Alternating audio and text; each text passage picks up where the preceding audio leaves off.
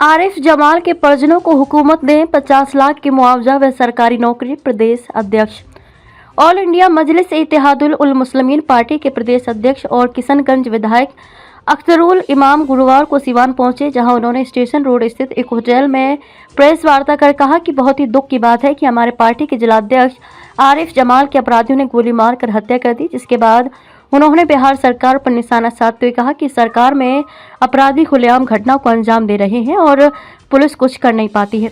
आए दिन हत्या, लूट, साइबर अपराध जैसी घटनाएं हो रही हैं, लेकिन नीतीश सरकार की पुलिस कुछ भी नहीं कर पा रही है। नीतीश सरकार ने जिस तरह 5 वर्षों तक काम किया और अपराध पर लगाम लगाया, वे अब भूल गई है। उन्होंने आरिफ जमाल की हत्या को लेकर काफी दुख प्रकट किया और कहा कि हमारे पार्टी के ऐसे नौजवान आरिफ जमाल की हत्या हो गई जिसमें आज तक कोई दाग भी नहीं लगा था, जिसमें हम नहीं आ सके। हम सरकार से मांग करते हैं कि अब जमाल के 3 बच्चे हैं और उनके परिवार का पालन पोषण के लिए सरकार 50 लाख रुपए मुआवजा और एक सरकारी नौकरी दे। उन्होंने कहा कि ऑल इंडिया मजलिस इत्तेहादुल मुस्लिमीन पार्टी के कार्यकर्ताओं को निशाना बनाया जा रहा है, लेकिन हम लोग डरने वाले नहीं हैं। AIMIM एक ऐसी पार्टी है जो गरीबों, दलित, असहाय लोगों को मदद करती रहती है, लेकिन हमारे कार्यकर्ताओं पर जो हमला हो रहा है और कार्यकर्ताओं की हत्या हो रही है, ये कभी नहीं सहेंगे।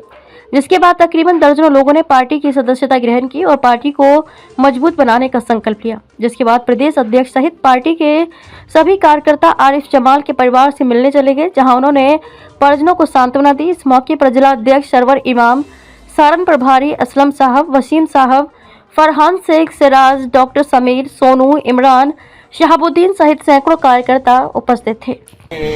मरहूम भाई जनाब आरिफ जमाल साहब की जो शहादत हुई है, जालिमों ने जो उनकी निर्मम हत्या की है, उनके सीने पे गोली चलाकर उन्हें कत्ल किया है, हम उसके गम में शरीक होने के लिए बाहर था। मैं कई प्रोग्राम थे जिसकी वजह से पर वक्त मैं ना आ सका था। मेरी तरफ से पार्टी के यूथ स्टेट प्रेसिडेंट जनाब आदिल हसन साहब और दीगर हमारे सभी रफ़ा तजज़ो तफ़हीम में भी शामिल थे।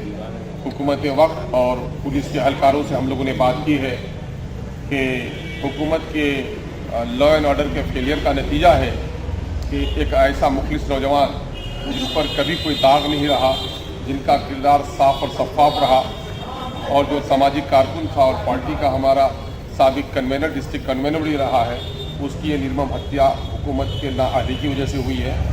इस वजह से जहाँ हम उसके गम में शरीक हैं, वही हुकूमत से ये मुतालबा कर रहे हैं कि हुकूमत कातिलों को जल्द अज जल्द गिरफ्तार करे। इसके साजिश में जो लोग शामिल हैं, ऐसे तमाम तो लोगों की सज़ा जेल की सलाखों पे नहीं, बल्कि उन लोगों को मौत के बदले में मौत की सज़ा दी जाए।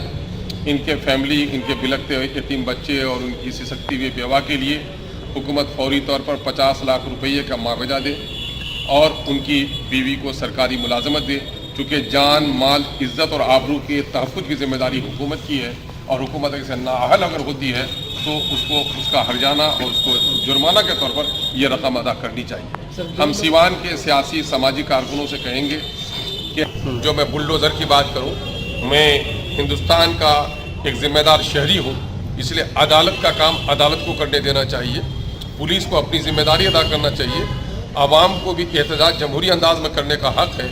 मैं खून के बदले खून इसलिए कहता हूँ कि हिंदुस्तान की अदालत और आइन में खून के बदले खून की भी गुंजाइश है। आप आने वाले दिनों में देखते होंगे कभी फांसी की सज़ा दी जाती है, इस सज़ा को खून के बदले खून की सज़ा। सर, 2 लोगों की खबरों में अब तक के लिए बस इतना ही। फिर होगी आपसे मुलाकात ऐसी ही एक खास खबर के साथ। तब तक के लिए नमस्कार और बने रहिए Live 24 न्यूज़ बिहार के साथ।